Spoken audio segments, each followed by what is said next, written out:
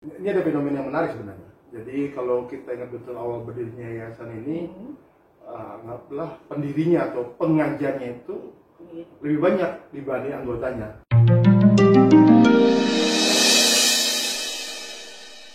Assalamualaikum warahmatullahi wabarakatuh.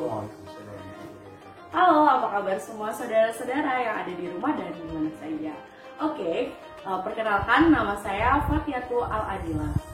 Kembali lagi di Genta Podcast. Nah, untuk perdana podcast kita ini akan menghadirkan narasumber yang luar biasa. Spesial sekali kita hadirkan jauh-jauh ya. Jadi beliau ini adalah pendiri dari lembaga mu'alaf di Bali yang sudah ternama dan banyak orang yang mengenalnya. Oke, langsung saja. Assalamualaikum, Ustaz Selamat. Waalaikumsalam warahmatullahi wabarakatuh. Gimana kabarnya Ustaz? Alhamdulillah, baik. Alhamdulillah. Gimana kesibukannya belakangan ini? Ya, alhamdulillah kesibukan ini sama seperti sebelumnya. Kita di kantor, kita ada kesibukan di tempat sosial waktu di muala maupun di masjid, di sekolah. Oh, berarti pandemi tidak menyurutkan kegiatan-kegiatan ya? Pandemi malah membuat kita semakin lebih kreatif dan produktif serta inovatif dalam mencari kesibukan-kesibukan yang meningkatkan iman dan dunia. Wah, luar biasa. Oke, berarti selama ini kegiatannya memang diisi dengan bekerja sehari-hari. Kemudian tadi kan juga salah satunya adalah kegiatan para mu'alaf. Nah, ini saudara-saudara yang ada di rumah mungkin penasaran. Maksudnya tuh kegiatan apa aja, atau mungkin sebenarnya lembaga ini tuh lembaga apa sih gitu kan ya? Bisa mungkin diceritakan?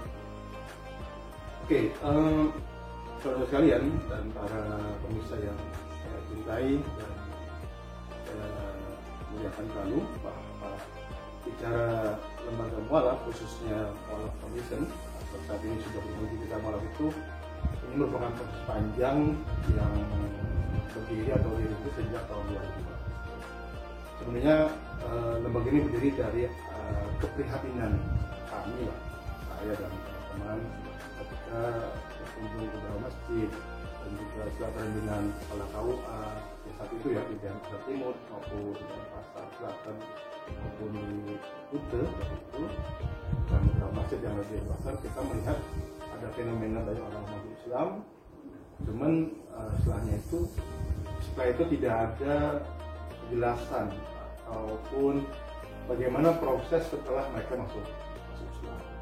Itulah awal mengapa kita ini ada dan hadir di Bali. Nah, memang saat itu ya saya saat itu kebetulan mengajak diri saya. Ya, karena memang beliau adalah background saya, kalau pada dia juga kan, karena mau saya harus pertama itu saya. Mengapa demikian? Karena memang saya akui para makhluk itu berdasarkan data tahun itu ya, itu didominasi oleh perempuan. Tapi juga memang lebih bagus kompetisi perempuan, dan perempuan setidaknya juga untuk menghindari fitnah yang akan terjadi. Itu sebenarnya. Dan memang saya saat itu dan Bu Elvi dan juga mencoba mengajak beberapa teman-teman lah saat itu ya untuk bergabung. Akhirnya kita sama-sama mencoba untuk berjuang, membina ataupun memberdayakan potensi mu'alaf yang boleh bilang itu masih belum ada lembaga yang resmi ataupun yang concern dalam itu kurang lebih tahun 2000. Kita mencoba merilisnya itu sebenarnya ya tahun 2001 ya, 2001 mencoba sampai alhamdulillah resminya itu kita 2002 secara dan kita memang ada beberapa pendiri ya, yang alhamdulillah kalau pendiri saat ini yang pendiri aslinya tinggal 3 orang, karena yang lain sudah ada yang udah pulang ke Jawa, sudah bertebaran di mana-mana, sudah hijrah ke kampung. Semua masuk kita seperti itu. Oh, nah sebenarnya saya penasaran juga. Apa Ustadz Selamat ini dan istri Bu Elvi emang asli orang Bali atau pendatang gitu? Ya, saya sebenarnya bukan mualaf ya. Oh, dan Bu Elvi juga bukan mualaf. Saya kebetulan oleh Allah Subhanahu Wa Taala dilahirkan di Jakarta. Berarti jauh ya? Jauh. Merantau ke Bali ini. Oke. Merantau ke Bali dan Bu Elvi juga sebenarnya juga bukan mualaf, dia juga Muslim ya. Dan dulu Bu Elvi kuliah di Udayana dan saya kuliah di sini.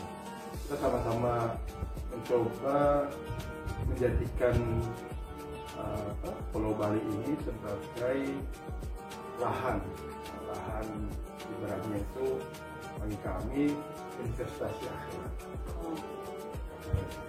Luar biasa sekali. Tadi kan memang bilangnya bukan asli Bali ya.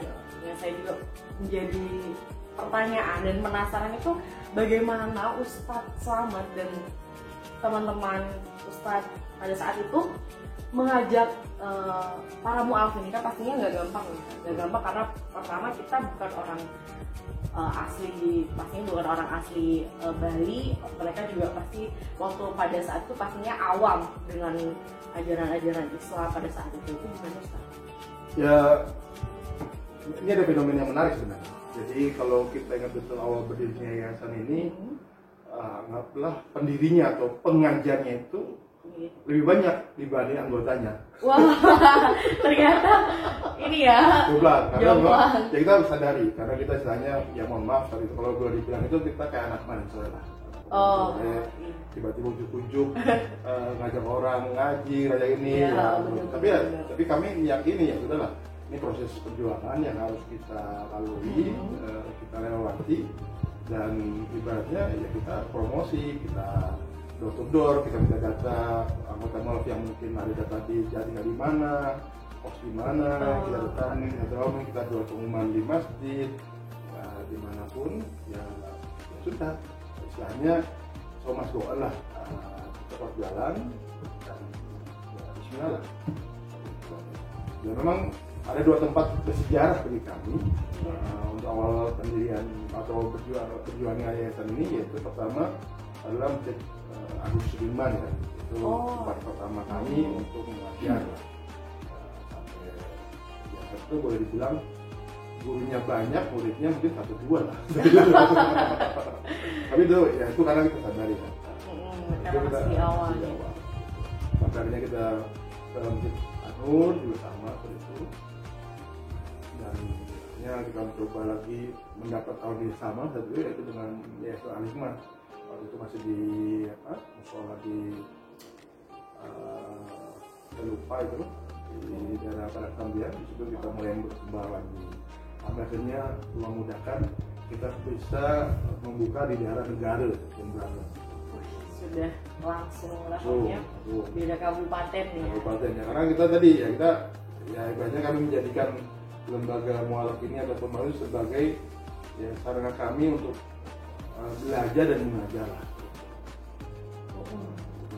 Kita istilahnya kita mulai dari hal yang sederhana, yaitu tentang bagaimana agar mereka bisa baca Quran dulu, bagaimana mereka bisa beribadah yang benar, yang mudah, misalnya bagaimana Islam itu gampang lah, tidak susah.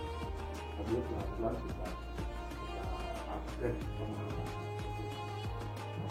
Menarik ya ternyata, dan tadi juga ternyata langsung langsung upgrade-nya itu dia selain di Denpasar kan di Denpasar terlebih dahulu, kemudian langsung ke negara. Nah ini perjalanan untuk memulai menyebarluaskan tentang Islam di negara sendiri itu gimana ceritanya Ustaz? Ya sebenarnya ya kita kan dari mulut ke mulut ya, kita juga dapat tawaran karena kita lembaga resmi, kita juga didukung satu dari Ketua MUI ya, almarhum Ustaz Kenali.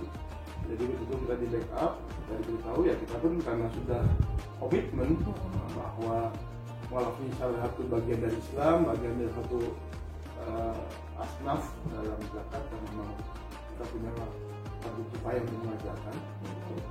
Ya bismillah aja, kita bertanggung tiap pekan ada jadwal rutin saat itu ya, negara untuk melakukan di beberapa daerah, beberapa titik. Juga kita juga membuka di Bandung begitu saat itu ya. real. Itu proses. Ya, walaupun kita kalau dibilang materi ataupun biaya, ya istilahnya nggak matching lah antar, tapi ya ada kebahagiaan, ada yang tidak bisa diukur dengan materi ketika kita bisa memberi sesuatu lah, walaupun mungkin itu sederhana. Ketika kita datang, mereka menyambut, mereka belajar, itu aja capek-capek kami mengajar atau belajar itu, ya insya Allah hilang lah. Ada kebahagiaan yang tidak bisa.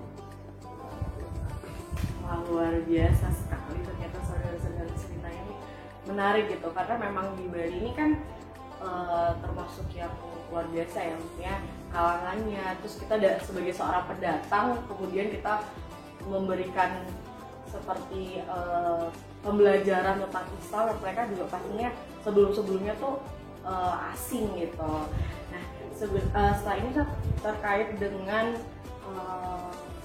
pembiayaan, jadi kan pasti di awal tuh saya penasaran gitu, karena kan ini model anggap aja kita langsung buat ini. Nah dari awal itu tuh pastinya nggak mungkin tanpa modal, pasti ada modal tertentu. Nah itu gimana Ustaz? Ya ya sebenarnya saya ingat betul ketika saya akan menggunakan lembaga ini, saya istighfar karena ketika saya punya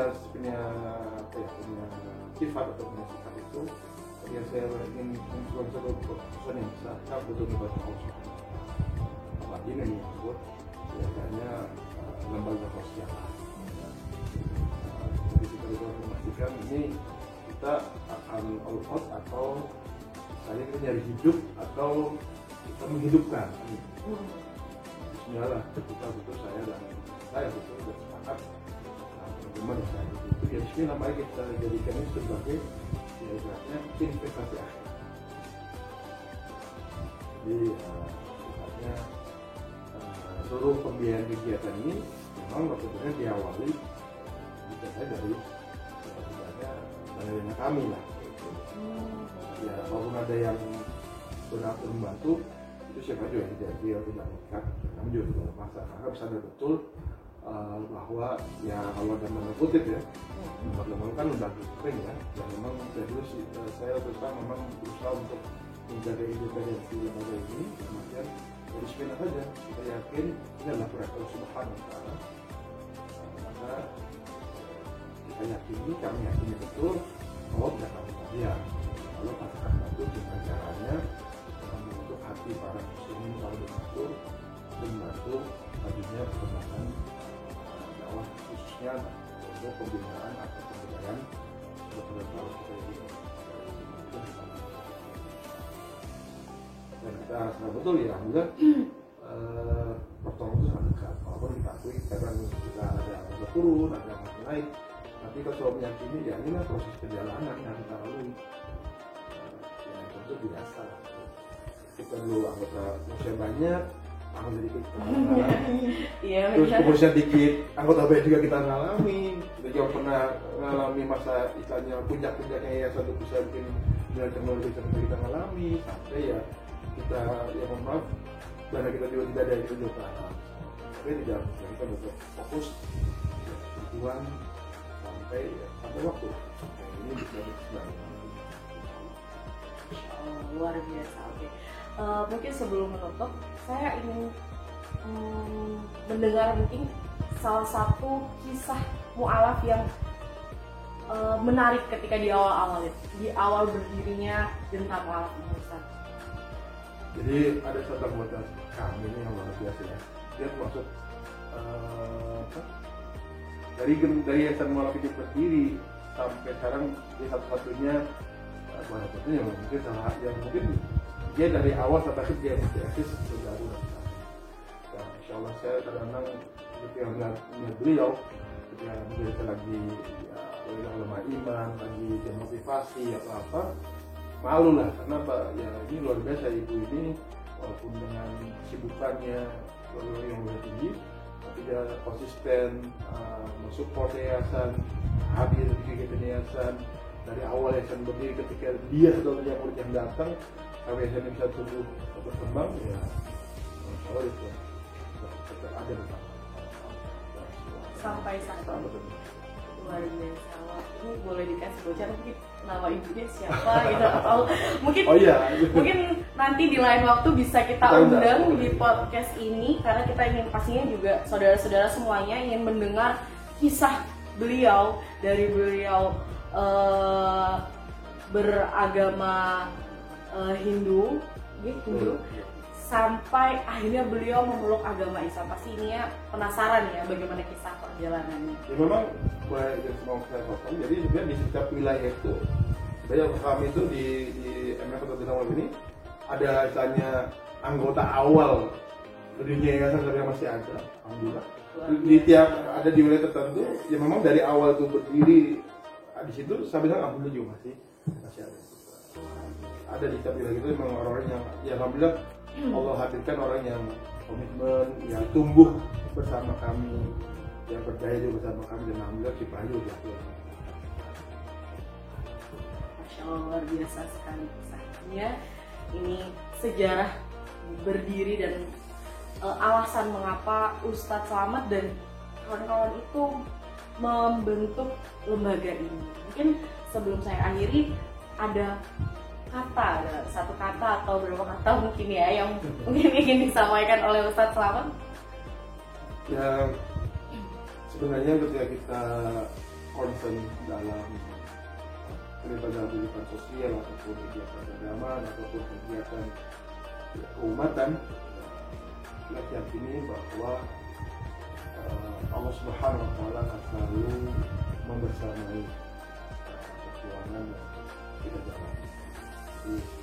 Jangan pernah kita lelah untuk berkarya, untuk mencintai agama ini, untuk mencintai umat ini, sehingga insya Allah suatu saat umat ini akan berdaya dan akan berdaya untuk negara, untuk bangsa. Masya Allah, luar biasa sekali. Wah, terima kasih banyak Ustadz Slamet hari ini memberikan banyak cerita ya.